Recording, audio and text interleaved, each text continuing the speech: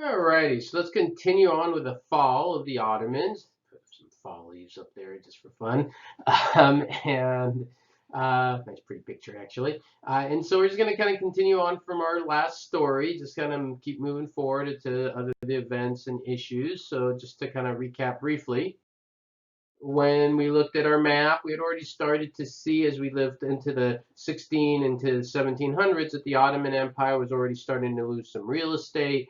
One area I didn't mention last time, but is worth noting, is Crimea. The whole region of Crimea there is going to be lost to Russia in the 1700s. I don't think I mentioned that in the last lecture, but you definitely want to write that down, Crimea, in case you can't read it. But that's a piece of real estate they're going to lose. We're going to talk about a war that's going to ensue there later on as we get to the 1800s. But, we were just kind of discussing some of the problems that the Ottomans had and how it's starting to collapse them. And when we get to 1800s, right, it's for the most part, the 1700s, there isn't too many things, kind of up and down, one step forward, two step back type thing. As we get into the 1800s, we start to really see significant problems to the point where I think I mentioned last lecture, we eventually call the Ottoman Empire kind of the sick man of Europe because it's becoming so hammered by so many different reasons. So let's go on and talk about what happens starting in the very end of the 1700s. And so here in the late 1700s, you're going to see the rise of a man named Selim III. He's the Sultan, obviously, 1789 to 1807. So what I'm going to do is I'm going to focus on one specific story of Selim III, the issue of Egypt, as you can see here. And after we talk about all of that, and it's going to go way back past Selim III, when it started during the reign of Selim III, I'm going to carry on Egyptian history all the way until like the 1900s. And then after we cover all that, then I'm going to kind of circle back to talk about what happens in regard to the rest of the Ottoman Empire after 1807. So just to be clear, we're going to kind of jump chronologically ahead and then shift back. So one of the areas that the Ottomans are going to lose control of during the reign of Selim III will be Egypt. Now, Egypt's an interesting piece of real estate. A lot of times when you think of Egypt, we oftentimes associate it more with Western civilization for a long time because the Greeks were there, the Romans were there, Alexander the Great was there, right? And so there were these other Western powers that controlled Egypt for a long time. But of course, when the Ottomans come into power, they control Egypt, and they'll control Egypt for a long time. The problem is in the 18th century, the 1700s, Ottoman Empire didn't develop Egypt well at all. They didn't modernize Egypt when the Ottomans controlled it. There was a sharp decline in population in Egypt during this time. The population of Egypt apparently declined by 50% during the 1700s. There was just really horrible living conditions. There were accounts of people having to eat cats and dogs, and even accounts of cannibalism in Egypt in the 1700s. So it's a piece of real estate that's very weak, but also very desirable because of where, of course, it's located. Mediterranean Sea, Red Sea, all that region there, right? And so in the period of time, the late 1700s, early 1800s, there were four major powers trying to control Egypt. Who are they? Well, England, France, the Ottomans, and of course, well, the Egyptians themselves. What a crazy idea. That's that concept of nationalism that I mentioned. And so starting in the late 1700s, Napoleon, who of course is from France, who goes into Egypt, tries to conquer Egypt. There's a lot of fighting there that takes place. The British, who hate the French, don't want Napoleon to succeed in Egypt, so the British put forces in there to try to stop Napoleon. The Ottomans don't want Napoleon to take control as well, so the Ottomans go in. They put more forces in to try to stop Napoleon. And one of the key people that the Ottomans send is this man named Mehmed Ali. Mehmed Ali, also sometimes known as Muhammad Ali, and he's going to become a very interesting and prominent figure inside of Egypt in the early 1800s. All right, so at that point, there's a lot of conflict for this area of Egypt. Eventually, if you don't know the story, Napoleon's going to have a dramatic rise, a very dramatic fall. He's not going to be able to hold on to all of this territory, and he's not going to have any long-term control. But what it does do again is it makes Egypt that much more vulnerable for the Ottomans to lose it, and they're going to. How did the Ottomans lose it? Well, what basically happens is England is not going to take it over in the early 1800s. Neither will France. Who basically takes control of Egypt? It'll be this guy named Mehmed Ali. So I want to talk a little bit about him and what happens starting during his period of time that's eventually going to lead us to an independent Egypt. So there's Mehmed Ali, and by 1811, Salim III's already dead. Again, we're going to circle back to that. He is now the guy in Egypt. And by 1811, he's basically made Egypt this kind of self-autonomous area where, it's not really under Ottoman influence anymore. This man, Mehmet Ali, is basically running Egypt. And he's going to make some dramatic changes in Egypt in the early 1800s. So I'm going to go through several things, a couple slides on this, and talk about some of the things Mehmet Ali does in order to really elevate Egypt out of this kind of darkness that it was in the 1700s. So here's some of the changes that you obviously want to note. Under Mehmet Ali, one of the things he does is create a more modern irrigation system in Egypt, something they didn't have. A second point, as you can see there, he introduces new crops. One very famous crop that if you think of sheets, bed sheets and stuff, is cotton, Egyptian cotton. So he kind of introduces an Egyptian cotton there, which apparently is a very high yield cotton. He makes a lot of money off of that. He starts building canals. Remember, Egypt has that remarkable Nile River. And so he uses the Nile very effectively, starts to build some small canals there. A fourth thing he does is just kind of begin the industrial process, right? This is kind of during the Industrial Revolution. And much of the Ottoman Empire wasn't industrializing, but Mehmet Ali was like, yeah, look at what Europe is doing. Look what England is doing. Look at what France is doing. They're starting to industrialize. I'm going to industrialize somewhat as well. So he does some of that. So really early, he really starts to elevate Egypt. Now, not everyone in Egypt liked him. He did have some opposition. And so there's one story in early years, right, in 1811, when he was kind of just starting to emerge, that there was a group of people who opposed his rule. And Mehmet Ali knew about this. So what did he do? He invited them all to a citadel. A citadel is kind of a palace, I guess you could say, as a kind of a goodwill gesture. Come to my citadel, let's talk. I want everything good for Egypt. Come over. And they do. And as soon as they come over, these opposition people, what does he do? He rounds them up and he slaughters them. So one thing about Mehmet Ali is he didn't mess around, right? He was very determined to control Egypt. And again, he continues on. He builds up a modern army, a modern navy. The Egyptian army is going to have about 100,000 men during the time of Mehmet Ali. It was like tiny before this. And he builds up a more modern navy as well. So you could see he's kind of creating this whole self-autonomous Egypt that doesn't have to listen to or care about the Ottoman Empire. One other thing I have there is education. During the time of Mehmet Ali, he really begins to bring in education from Western style schools. And so he encourages people to be trained as doctors and engineers and veterinarians and any sort of things you could learn from the West. He was very open to that.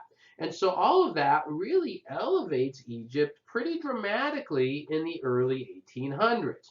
And so for the next 10, 20 years, there's Mehmet Ali making Egypt really strong. Now, this leads to the next part of the story of Mehmet Ali, which gets a little bit more interesting. Mehmet Ali is going to decide he doesn't just want Egypt. He decides he wants to conquer more land. So get these key terms down, and then I'm going to kind of show you this on a map in terms of what he's going to do. So you got the area of Syria, which I want to explain. And then this battle called the Battle of Nizib, spelled differently in the Treaty of London. So get all that down, and then we'll go from there. Sorry, pen just fell. All right, let's move on. All right, so here's our map of Egypt, and one of the things that we're going to start to see under Mehmet Ali is he's going to take his growing army and he starts moving, and don't worry about all these colors, but mainly I'm concerned about this area here, what is basically kind of Syria here. This is eventually where you're going to get this kind of battle in Yazip up there. And that was in 1839. And Mehmet Ali moves his forces and pushes the Ottomans who were in that area out of control. And so he begins to expand and control into Syria. So at this point, Europe starts to get a little bit worried about this, and they're not concerned about all poor Ottomans. They don't care about the Ottomans. What they see is if Mehmed Ali controls Egypt and now Syria, he's really beginning to dominate the entire control of the eastern part of the Mediterranean Sea. And so this is something that was concerned. So the British, who were very powerful at the time, went to Mehmed Ali in 1840, and they basically told Mehmed Ali, you want to control Egypt, you can control Egypt, we don't care, but you kind of back off. You can't keep conquering parts of the Ottoman Empire. And again, it wasn't that they were concerned about the Ottoman Empire as much as they were concerned that Mehmed Ali was becoming too strong. And he said no. Well, probably not the smartest thing to say no to the British at this point. And so in 1840, when all this is happening, you had England, Russia, Prussia, Austria, and France all come together to oppose Mehmed Ali. Again, just to get him down, England, Russia, Prussia, Austria, and then later France. And this eventually leads to a treaty called the Treaty of London in 1840, where in this treaty, basically all these powers told Mehmed Ali, we're not going to ask nicely anymore, you have to back off. And he does, right? He agrees to back off Syria. England did allow him to keep control of Egypt, but then the other point, again, make sure you're getting all these details down. The other point is that his army had to be reduced dramatically. In fact, his army was reduced all the way down to like 18,000 men. So from 100,000 to 18,000. So, he continues to rule Mehmed Ali until 1848. 1848 is when he dies. But he really did something pretty positive for Egypt. He modernized Egypt, he expanded for a little while, and it was kind of a signal, I think, maybe to the rest of the Ottomans, hey, look, you better get your act together because here in Egypt, we just kind of made our own nation, basically, away from Ottoman control. Now, again, technically, it's kind of more self-autonomous, and we're not done with the story of Egypt even after Mehmed Ali. But you definitely want to know him, and you definitely want to know all those things he's going to do. All right? So what happens after Mehmed Ali? Let's keep going because we're still not done with the story of Egypt here. So Egypt post Mehmed Ali. Well, one of the guys that emerges, not right after, I'm not going to give you every single name, but there was this man named Ismail who from 1863 to 1879 will take control of Egypt. And it was during his time that a little canal is built known as the Suez Canal. Vital, I kind of say little, I'm kind of joking, it's one of the most significant canals in the world, actually, the Suez Canal. And it is a vital way to trade from the Mediterranean, Europe, all the way to, the Eastern world. It cuts your trip around Africa dramatically.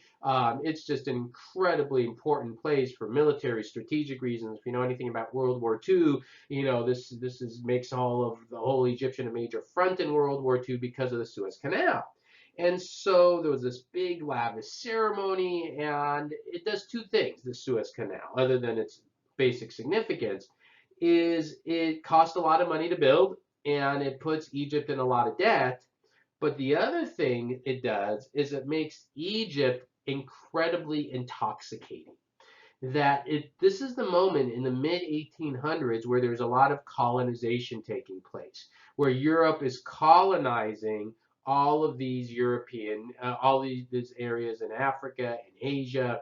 And when you have a Suez Canal there, all these European powers like licking their lips. They want Egypt now because of the Suez Canal. And so this gets us to the colonization period. All right, and you could probably just jot these terms down to stay on this for a little bit, so you could just jot these terms down as we're going through them. Anyways, so now what you have is this interesting dilemma because Egypt's success in the late 1800s makes them even more desirable to colonization. Who's going to eventually colonize? Well, it's going to be the British. And there's a primary source that I want you to read in your primary source packet there by a man named Lord Cromer. It's a little long, but I definitely want you to read it. he kind of goes through, and when I teach this in class, I have the students read, and then we discuss it a bit, obviously. Why does how does he justify the British taking control of Egypt? What does he say about it? He gives some very interesting ideas in it, and he captures a lot of the ideas and the motivations of why Europe colonized in this period of time. Remember, Europe's colonizing all of Africa, they're colonizing big parts of Asia, and so Egypt made a lot of sense for the British to try to take over, and they do. So in the late 1800s, now it is Egypt in control. Now, when Egypt did colonize areas, one of the things you need to know about it, I'm sorry, when England, sorry, I said Egypt, when England colonized areas, one of the things you need to know is I said all of Europe is colonizing Africa, but they're not all doing it the same way. When countries like Belgium, for example, colonized Africa, Belgium, I covered this in my History 111 class. You don't need to worry about this class, but there was a king named Leopold II who he took parts of Africa and just brutalized them, killed people, massacred them. He was just absolutely horrendous. When the British colonized their areas in Africa, like Egypt, they were under British control, but the British at the least build up infrastructure. They built schools. They very often let the local people govern themselves, create their own rules. It's not good, but it's not nearly that kind of evil that you see under like the Belgium style of colonization. So one of the results of this, when the British did colonize Egypt, they allowed the locals to kind of have self-governing to some degree. You were still under British authority. And one of the locals was a man named Tawfiq. And from 1879 to 1892, he is going to be the Prince of Egypt. That's his title, Prince of Egypt. And as Prince of Egypt, he worked well with the British. They kind of worked on things together relatively well from 1879 to 1892. But in 1892, when he dies, his son, Abbas Hilmi II, enters the scene, and he's not as keen on working with the British. He's like, I really don't want to work with the British. I have no interest in working with the British. And what you really start to see a big push is much more nationalism in Egypt. He's like, we're happy the Ottomans are gone, but we don't want the British here either. And so there's this big movement in the late 1800s, early 1900s to get Egypt to be independent. There's a man that put there, Ali Yusuf. Ali Yusuf, he's going to create a massive newspaper that's only pushing one agenda. That agenda is Egypt for Egyptians. And this is going to help to lead to revolts. By 1919, there's going to be a number of revolts in Egypt demanding that the British leave. And by 1922, the British basically tell the Egyptians, okay, you get your independence, we're going to leave. It wasn't like a pure overnight. In 1922, Egypt is going to begin to get its independence from England. The British are still going to have troops there until 1936, actually. Then, of course, World War II breaks out, and then Egypt becomes a front in World War II. So it's not like this overnight, but what we do begin to see, starting from Abbas Hilmi II, and then, again, a man named Ali Yusuf. Ali Yusuf was not a political guy. He was a nationalistic leader. There's a lot of nationalism going on around Europe. Again, if you ever take the History 111 class, I spend more time on that in that course, but you definitely want to know the idea because we're going to see it again in other regions here as part of the Ottoman Empire. And they revolt. They say we know more. And the British kind of see what's going on, and they eventually have to give in. And so now they lose control of Egypt as well. So that's it. That's the story of Egypt, starting from Selim III all the way through their independence. So the big thing is make sure you read the primary source by Lord Cromer there. Okay? All right. Hope all that is clear. So at this point, yeah, the Ottomans are just, on life support. And we're going to do one more lecture kind of on the fall of the Ottomans. And I'm going to show you the final things that kind of bring an end to the Ottoman Empire. So a good place to pause after the story of Selim the Third and all the story of Egypt. And then we're going to kind of circle back what happens after Selim the Third and finish up the final causes of the fall of the Ottoman Empire. All right. Thank you, guys. Have a good day. Let me know if there are any questions. Oh, and then one other thing. There's also a chart. If you didn't notice, there's a chart in your packet as well with some more sultans about the fall of the Ottomans. So you've got some charts there to help you out too. It's not all the Ottoman sultans, but it's some of them, and it's just something kind of another little review chart for you. All right, that's it. Take care. Bye.